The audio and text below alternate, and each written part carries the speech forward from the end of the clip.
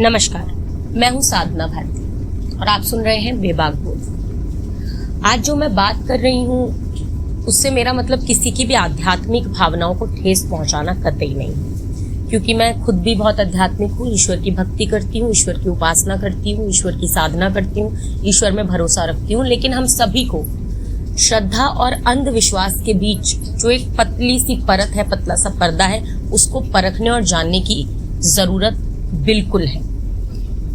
अगर सिर्फ और सिर्फ उपवास करके, व्रत करके भगवान खुश होते तो इस दुनिया में बहुत दिनों तक खाली पेट रहने वाला भिखारी सबसे ज्यादा सुखी इंसान होता। उपवास अन्न का नहीं, विचारों का करो। गलत सोच को त्यागने का करो। इंसान खुद की नजर में सही होना चाहिए। दुनिया तो भगवान से भी दुखी है। चिड़िया जब जीवित रहती है तो वह चींटी को खा जाती है, और जब चिड़िया मर जाती है तो चींटियां उसे खा जाती हैं।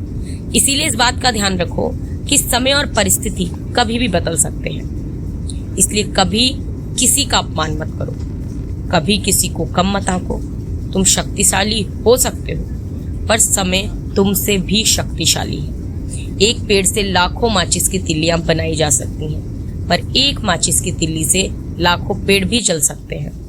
कोई चाहे कितना भी महान क्यों ना हो जाए, पर उसे अभिमान नहीं होना चाहिए, क्योंकि ईश्वर और प्रकृति को किसी का अभिमान, अहंकार अच्छा नहीं लगता। प्रकृति किसी को भी सर्वगुण संपन्न नहीं बनाती। कंठ दिया कोयल को तो रूप नहीं दिया, रूप दिया मोर को तो इच्छा छीन ली, इच्छा दी इंसान को तो संतोष छीन लिया, दिया संतोष संत को तो संसार छीन लिया, दिया संसार चलाने को देवी देवताओं को तो मोक्ष छीन लिया। मत करना कभी गुरूर अपने आप पर, ऐ इंसान। भगवान ने तेरे और मेरे जैसे कितनों को मिट्टी से बना के इसी मिट्टी में मिला दिया।